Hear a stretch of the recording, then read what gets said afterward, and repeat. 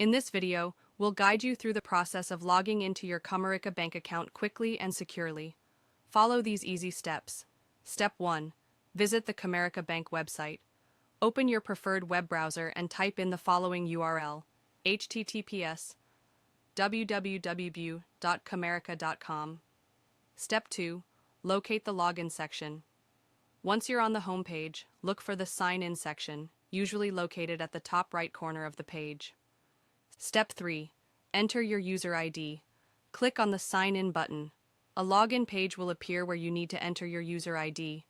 Type in your unique user ID that you received when you registered for online banking. Step 4. Enter your password. After entering your user ID, you will be prompted to enter your password. Make sure your password is typed correctly and matches what you have on record. Step 5. Complete two-factor authentication, if applicable. If you have two-factor authentication set up for added security, you will be asked to complete this step. Follow the instructions to verify your identity, either through a mobile app or a verification code sent to your phone. Step 6. Access your account.